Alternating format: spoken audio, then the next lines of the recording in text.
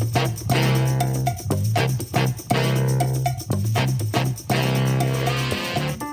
folks, this is Mickey G.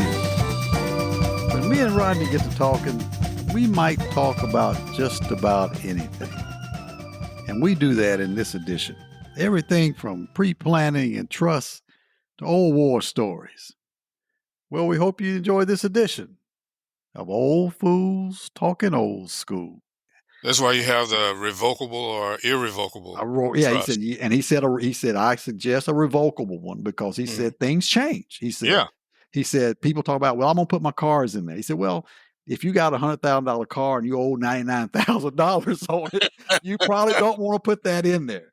But if you have a $100,000 car and you own it outright, yeah, you want to put that in there. That's a very valuable asset, you know. That's he right. said, but yeah, you can go in and say, for instance, if you go out and you'll say you want to go buy you a new car, and you say, I'm going to pay it off. I'm going to pay cash for it. Yeah, I'm going to go and change my trust once I buy that car. I put the car in the trust. So he talked about all those kind of things that I had sort of read about when I went out to do that. He said, in most cases with a trust, you avoid probate, right, and the cost of probate to go through that because you've already stipulated what wants to happen with the money. And he said you can put all kinds of. Your beneficiary gets the money right away instead of having to go through months of probate. Right. They have it right there because it's already basically set aside for them, Yeah. And they have it, and there's really not a whole lot of sort of questions on what actually is going to happen because it's all spelled out right there. That's right.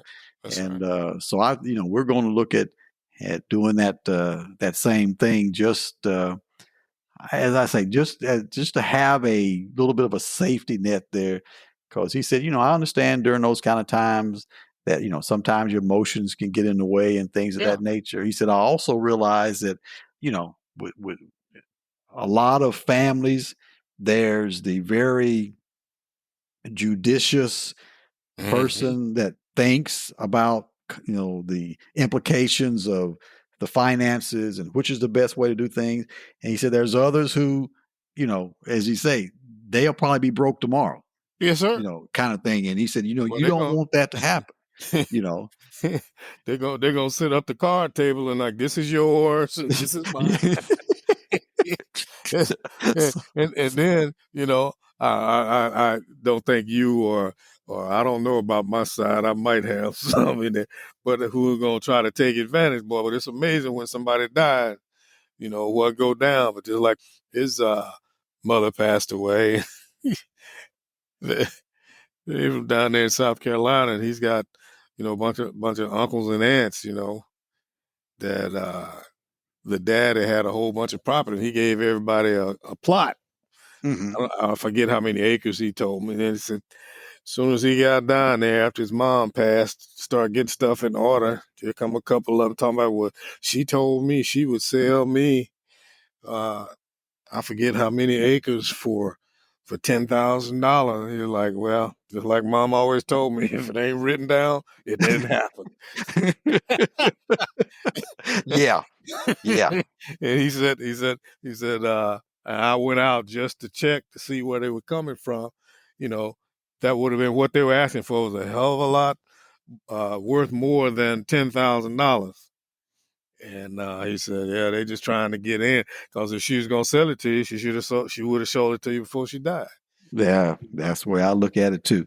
Yeah. They should have done that before they died and not have that issue come up because you see that. And I was telling our financial advisor, I said, I don't think that would be an issue in my family because most of my family has done well. So I said, I don't think that would be an issue. I said, but you don't know. That's right. I said, you just don't know. And I think to take that burden away from, your kids, even though they're not kids anymore. I mean, obviously, they're all grown adults now, but, to have someone come up and say, well, Mickey always said he wanted me to have it, kind of thing, and then they're in that position of, well, I don't remember Daddy ever saying that. Exactly. Auntie said that's what he always say. Well, what do I do now? And things. So yeah, it's funny that you brought that up because we're on that same path now to get some of that, get that done.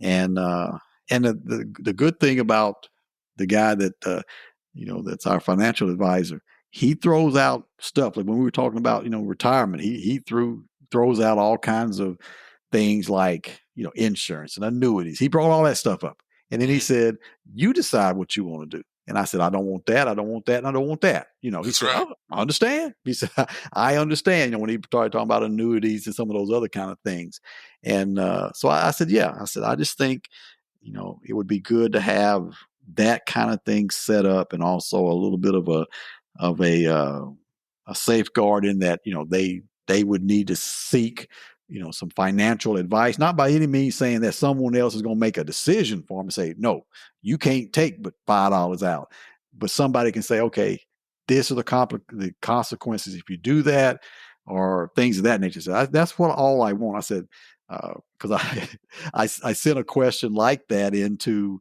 that moneyest that site I told you about, where you could go out and Yeah. people ask questions about stuff like that. I sort of set that scenario out there to that about, I guess it's been over a year ago now, and somebody answered me back about how they say it. You should not be trying to manage your money from the grave, I think is how they put it. Mhm. And I said, well, yeah, you're right. So I'm going to try my best to be damn sure I manage it before I get to the grave. There you you know, go. There but you yeah, go. they say, well, yeah, you should not be trying to manage. Cause I was saying something about, can you divvy it up, in, certain percentages and that kind of stuff. And anyway, you shouldn't be trying to manage your money from the grave. I said, well, yeah, you're right. I'm going to try to do the best we can to manage it before we go to the grave then. Mm-hmm. That's right. That's it. Boy, that seemed to be the standard old BS answer about everything. Just like they told my one partner up here. He was on his kids, man, had them with boundaries and all of that. And they wanted to go live with their mama who had no boundaries. And he was a drill instructor in the Army. And the judge told him, "You need to ease up, Sarge. You're not in the military no more." And the kids were old enough to go and to decide where they wanted to go live. So they went to live with their mama. The boy's in the pen now for life. Oh, goodness. Yeah, man. And the girl, she done had a couple of kids. She was mad at him because he wouldn't allow her to wear them thongs when she was a teenager and stuff. And it's always like that same thing. Try to manage your money from the grave. Well, if I could, I damn sure would. I would. You I know. tell you the truth. I tell you the same exact thing. If I could, I would. That's why I'm trying to get as Yeah, much, that's hopefully, right. sort of the right path, if you will, before, because Yeah. I'm the same way. If I could, I definitely would. Yes, sir. And this man was trying to keep his kids on the straight and narrow, but you telling him to ease up, Sarge. And they went down there and stayed with the mama. And then, you know, well, I tell you, it was one of them things he was telling me about how she had custody because, you always give it to the woman regardless. She's got to be a real deadbeat not to get the kids. Right. And he was paying child support and all that good stuff and all that. Well, I guess they got tired of her and wanted to come live with their dad, so they came and lived with that. Well, they went back to court, so she was supposed to pay child support, and she never did. But he never said nothing. He just kept track of it. So this last time, after they got older and wanted to do grown stuff when they were still teenagers, then they wanted to go back and live with the mama.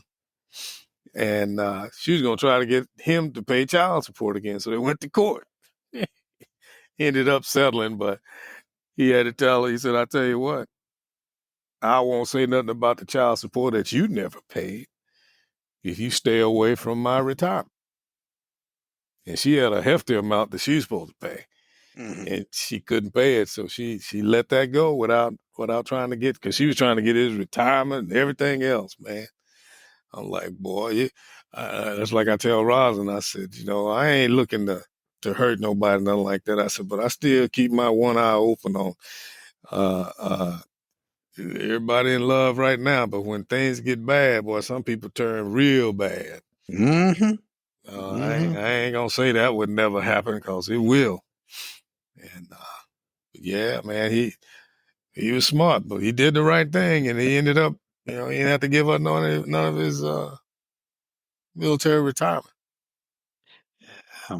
And I just think sometimes it's just smart if you can, if you're in a position. I mean, it seems like today there's more situations where someone passes, and just like I was looking at this guy that passed away here. First thing I see, families asking for your support on a GoFundMe account. Help Yeah. pay for a funeral. Yeah. I went out there. I saw something came across my feed about uh, porno star Yeah, passes away. I was getting You ready to know, say that. I saw that. you know, Yeah.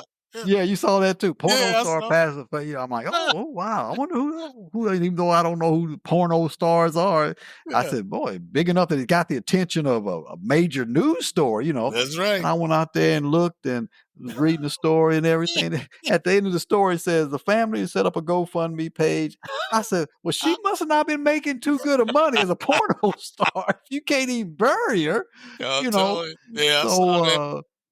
so yeah, I mean, in most cases, it seems like it's almost the opposite situation where they need money versus taking money and using it. Hmm. But I just think to me, it just makes it a little bit of a cleaner, if you will, process if you have some of those things in place, and it's not that he said this and she said that, and they always wanted me to have this, they always wanted me to have that kind of thing. I just think it makes it easier if you got some things in place, and that's really what we're looking at trying to do. I mean, I look at my uncle, just like a lot of us, you don't see sort of dementia coming on, and the effects that's going to have on you, Right. So, and he did, just like we have. I feel he did a lot of smart things when he was in the military and did very well. I mean, everywhere he went, he was talking about the guy that had the house out in Valley High. He bought a house, I think, everywhere they were stationed, even when they were in England. Bought Mhm. houses and sold them. Had a house in Colorado Springs that he bought out there and rented it for all, I don't know how many years he rented that house with that constant overturn out between Academy and Pete Field and those bases out there in Colorado Springs. Right. Always had a tenant in there, kind of thing. Mhm. So he made smart decisions and did well. But, you sort of look at him now and it's like, you know, he doesn't even know, as I say, if he's really in the world. You're right. And so somebody else is having to take care of that, and That's right. fortunately for uh for him, there's not been a issue with, well, yeah, that's my uncle too, and I want to do this and I want to do that. They never had kids, so Hmm. I mean, there's part of me that says I wish they did. They could be taking care of all this, hopefully, but Right. Right. but there hadn't been any situations like that. But he didn't really have any provisions in place other than this power of attorney that sort of helped take care of those kind of situations, because he just didn't see that coming. And I think, just like a lot of us, felt he would be able to manage his affairs up until the last day. Hmm. Hmm. But so you just never Things know. change so quick, man. You just don't never know, Yeah.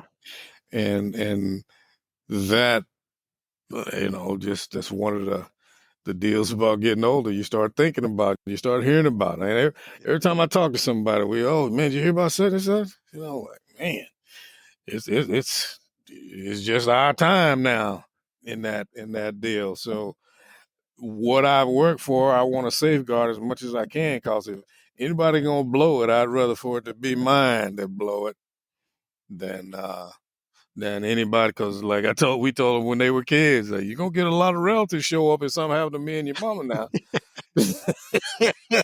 That's the kind of stuff that happens. That's the kind Yeah, of stuff that happens. You just you ain't never know. you ain't gonna know cutting such and such because they ain't your cutting. Yeah, You know, I that's was for your sure. mama's favorite cousin. Mm. And and a lot of times it's not always these cousins you never knew you had, or things of that nature. I think with our family, it's sort of a smallish family, so there's not a lot of cousins and things around anyway. But you get people that I worked with 10 years ago. Found out that they folks pass away. They came in a lot of money. making phone calls like, yeah, you remember, girl, we worked together 10 years ago.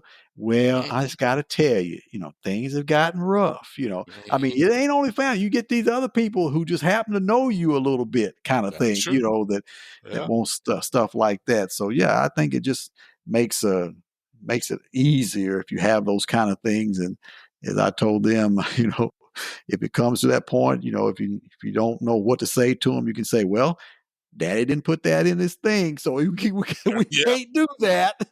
Yeah. If it ain't written down, If it it's ain't in the written apple. down. That's Yes, sir. Uh, right. that's the bottom line. Cause yeah, man. I read somewhere one time, it was a long time ago, it's saying about how the best way to show your family that you really love them is in during that time when they're so bereaved because of your passing. Nobody's thinking rationally. If you have it as taken care of as much as you can, because we can't plan for everything. Yeah. There's some things gonna come up that we don't know about, but for the most part, if you got them pretty well squared away where they can have their time to grieve and get their faculties back, that's a ultimate show of love.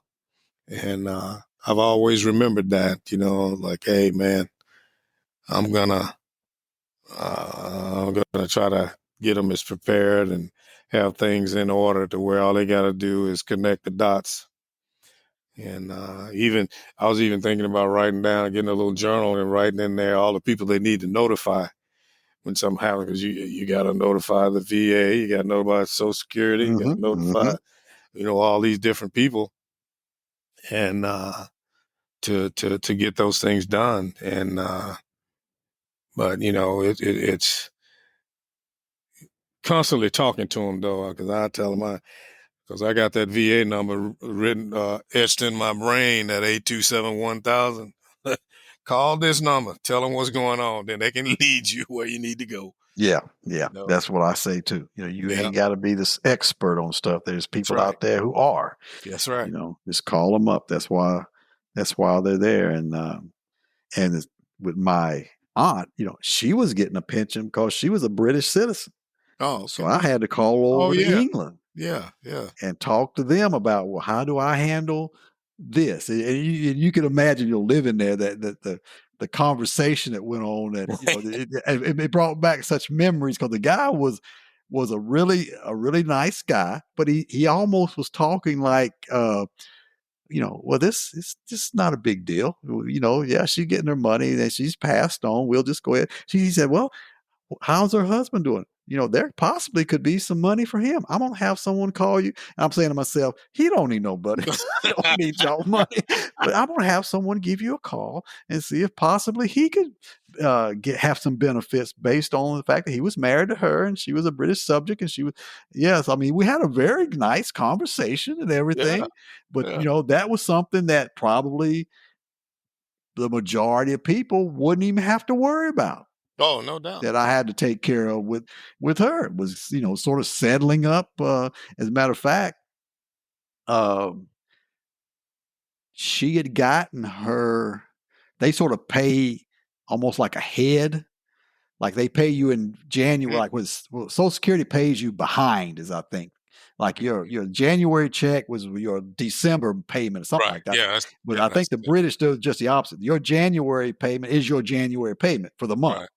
And she had already gotten her pension for the month in December when she passed. So he said, uh, I had to send him a copy of the death certificate and all. She said, well, you may get something saying she owes us some of that money back. I said, Hmm. no problem. I said, no Hmm. problem. So, and I did. I got a letter from him, and we tried to set something up to pay the money back. It wasn't a lot. It was maybe like $100 to Hmm. try to set it up to pay it back.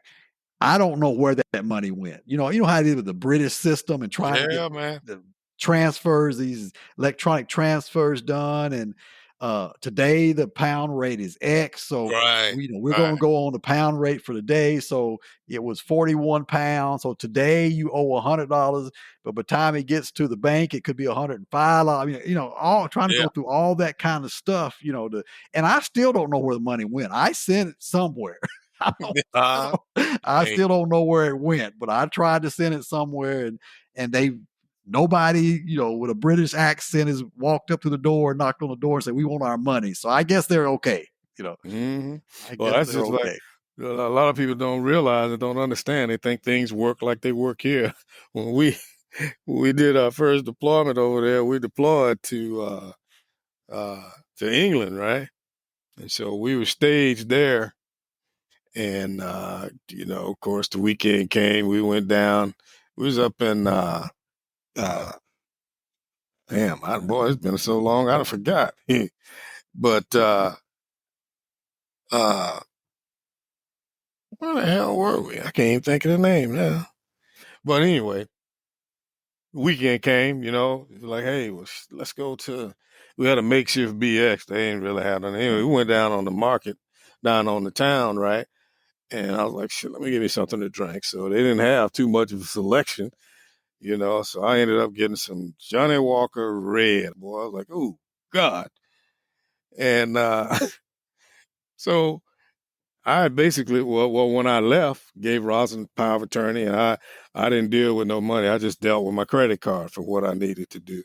I would have her send me $100 or so, because we really didn't have time to do nothing, just to have some money in the pocket. Anyway, I put it on. I said, well, I'm gonna keep my money. I'm gonna put this on the charge on my card. Man, well, we were deployed for like 7 months, 6 months, 7, and this was early on.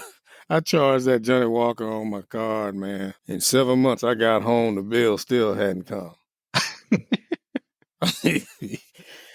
I had been home a couple of months before the bill finally came. Now, the exchange rate was this rate when I did it. When I got that bill, man, I I bet you that Johnny Walker was like $125, man. I was like, I bet that. And I didn't even like the mess. you know, sure did, man. I was like, oh, I'd never do that again.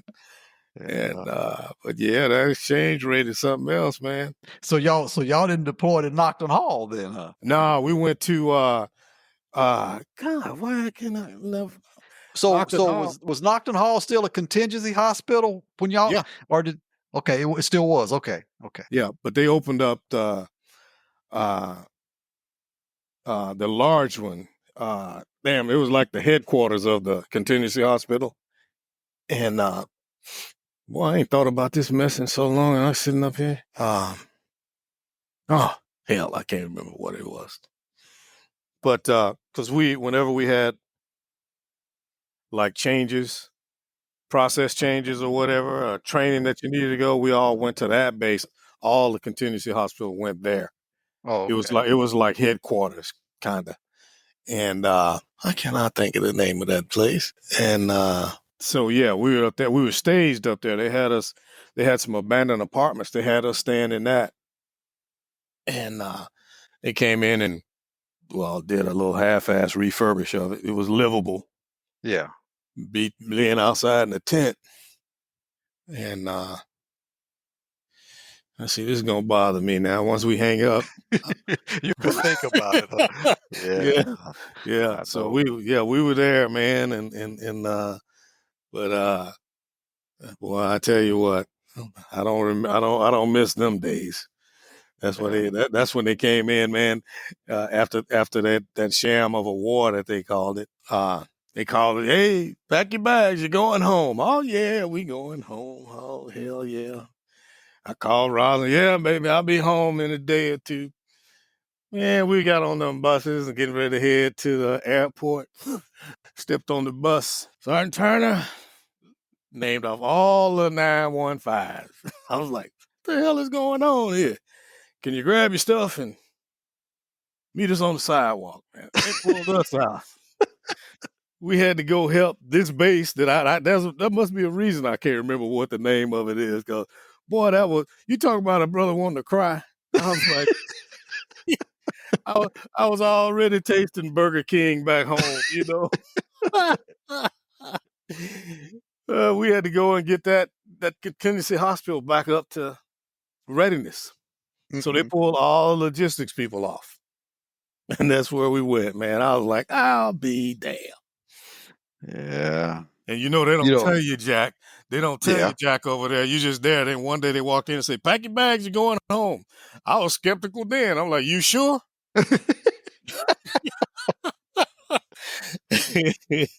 So yeah.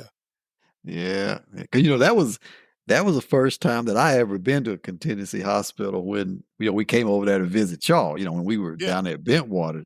I Yeah. had never been to one before, and I was just amazed at it was almost like you just walk in and start working. Y'all, And you that's had all exactly the what it was. wards set up and all that. I had never seen that before. When you took me on that tour of Knockton Hall, I'm like, man, I never knew something like this existed.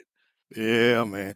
Man, boy, I'm telling you, when they take you overseas and take you out of your element, boy, your element, boy, it's like being in prison, boy. You be like, hey, the hell with the warden. You know, Um, we'd have them exercises. They have them safety exercises, and they'd simulate. Well, they didn't simulate. They come in and deploy some people over there. They come in and tear up the damn hospital and then leave. Yeah. We got to get it back in order. I'm like, wait a minute, keep them here to get this stuff because you had to cover all that stuff in plastic and Yeah, yeah, I remember. Yeah, I remember all the stuff was yeah, covered up because when the places I had been, like at Tyndall, we had air transportable hospitals. So when yeah, we ever exercise, they brought all that stuff over, with the air conditioned tents and all that kind of thing. We didn't have a contingency hospital that we deployed to. We right, deployed with ATH. yeah, So I had ATA, never seen that before. and well, yeah, we had a ATC here, a clinic, a Right. little thing, and but yeah, man, they had them hospitals over there, and it was wild, man. I had, how they had just like with the royal family, everybody. We had our base commander, but their base commander, they had one proxy there. He was supposed to be the head man, but he was just in the way. He ain't doing nothing. He ain't running nothing here. And so he got with me. I was playing racquetball. They had because it was an old RAF base, is what it was. Right. And so we were playing racquetball on the squash court. And he came in there one day. We were playing, and he's like, "Hey, you teach me the game." I said, "Yeah, I'll do that." I said, "I'll teach you the game. You teach me how to do your squash thing there." So that's the agreement we had. So anyway, you know, brother hadn't learned the nuances of the British lingo, and we were talking about something. And he said, "Oh, don't be stupid." I'm like, "What do you call it, stupid?"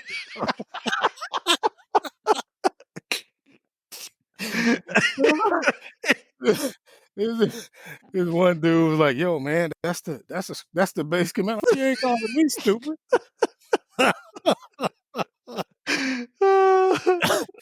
You put people in isolation, man. Like that happens, boy. Like, but as I learned the lingo, I felt kind of bad. I said, "Oh, it's their equivalent of don't be silly, but hey, don't you be stupid." I'll never forget Oh that. man. He didn't play no squash or racquetball with me no more. Oh man. Yeah. Yeah, you talk about bringing back memory. I know we had our little deployment site outside of Bentwaters, and it was a former, it wasn't even an RAF base. It was like a almost like a National Guard building. It wasn't much of nothing out there.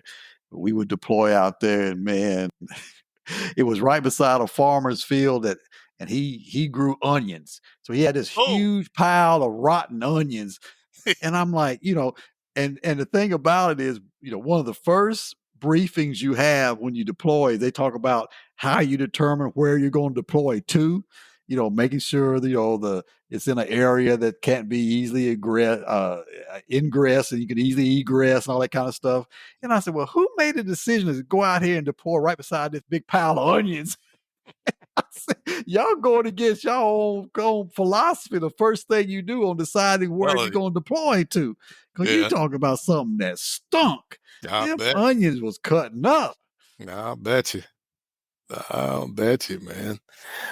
Yeah, it's something else. Yeah, I was like, man, we deployed to we did a thing down at Lincoln Heath. We went out in their field. So at that time, I hadn't been diagnosed with my sleep apnea. So I was in there. They said I was tearing that tent up, man. I had, I had, I had the tent inhaling and exhaling with me, boy. I was sucking that air up so much. So somebody grabbed my foot. Said, "Hey, you're snoring."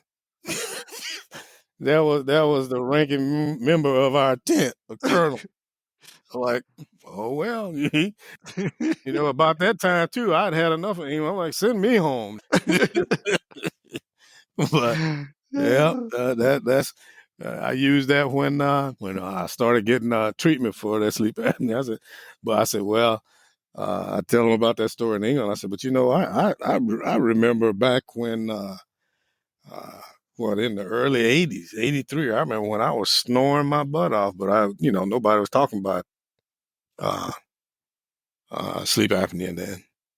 Yeah. No, I was the same way. Yeah. I denied it. I remember back my roommate. Well, you remember my roommate, Dominguez, Yeah, worked yeah, there at Supply. Yeah, yeah, yeah. he was my first roommate over there in the dorm. Man, he he recorded me one time. He said, "Mickey, you know what? You don't snore. Listen to this." I was saying that I was sawing some logs, boy. I Yes, tell you. sir. But it back like you said back then, it was just snoring. It Yeah. wasn't. And I don't know. I can't say if I indeed had sleep apnea then, or if it was just snoring. But yeah, I remember him saying, "Man, you snore loud." I don't snore. I don't snore. He said, I came in there. He said, "I want you to listen to this." I was snoring big time. But yeah, man, it's funny Yeah. how we used to play them little war games over there and stuff. Oh man. And then, when the real thing happened, it was sort of funny when we was down at Tyndall. Like I said, they deployed our ATH to, well, I don't know how to say it now. We always call it Qatar, and now it seems like everybody wants to call it Qatar. Cutter, yeah. But yeah, but Mhm. they deployed us over there, and I was on the group to go, and then they recalled everybody. I was the alternate, and they recalled everybody from that was on leave and stuff, and the primary guy was there by then. But yeah, it was interesting how when the real things start to happen, things change. Things change Yeah, drastically, yeah. you know. Just like they're like, it don't matter what your AFSC is. Get your ass in that truck and drive it over there. Yeah. I'm a pharmacy tech. Get your ass in that truck and drive. or or go out there and get that M16 and go out there and pull guard Exactly. duty. You Exactly. know, I'm a Exactly. medic. I got a Geneva Convention card. You go out there, get that M16. You go out there That's right. and pull guard in. I care less about your Geneva Convention card. And turn that Red Cross to the back. Yeah. Yeah, 'cause we always said, I ain't putting no target on my head. Give me a regular helmet if I got to go. But yeah, man, I can't believe I can't think of that base there. Shit, we stayed there for a while getting it back together, man. Yeah, yeah. It wasn't Rissington, was it? There you go. Rissington? Hell, I lived at Rissington and couldn't even remember the name of Yeah, it. Rissington. Yeah, Yeah, I thought about it. I said, I wonder if he's talking about Rissington. yeah, because that was Well, I the think there was largest. Rissington and a little Rissington, as I remember. Well, that's what we call it, Little Rissington. That's Little what the Rissington. whole, Yeah, okay, yeah, okay. Little Rissington. And yeah, they had several of us over there, but we were small. I think we had like it was either 1,000 or 1,500 capacity, and they had like 3,000, Oh, wow. capacity hospital there. So they were the granddaddy of them all. Like I said, whenever there's a process change or whatever, you need to be updated on. Everybody met there for the classes and training and stuff. Mhm.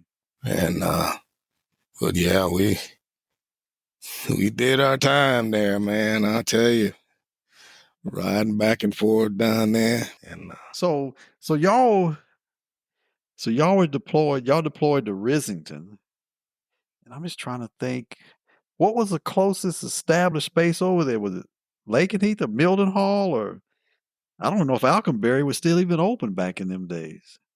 Yeah, it was. It was still open? Okay. Yeah. No, what did you say? Did we come into Lakenheath to see? Lakenheath and Mildenhall. Well, Lakenheath and Mildenhall are almost connected bases. They were right there together. Yeah, they're right there together. One's just an Yeah. airfield and the other. Right, right. But we were assigned, Knockton Hall was assigned to Little Rissington. That was our home base. Okay, okay. But Okay. as far as that's where my records say. Well, they said Knockton Hall, but I came into to Lakenheath, and that's where we signed in, and that's where all our admin. Well, everything we did there was there. We were just a satellite of them. But as far as contingency hospital, we all did to Rissington. Yeah. Okay. Okay. And I think it was like 3 or 4 of us over there, bases like that. So it was an experience. Man, there's things you see in the military that you will never see anywhere else. That's what makes it unique. Well, we hope you enjoyed this edition. Join us next time. Until then, this is Mickey G. Peace.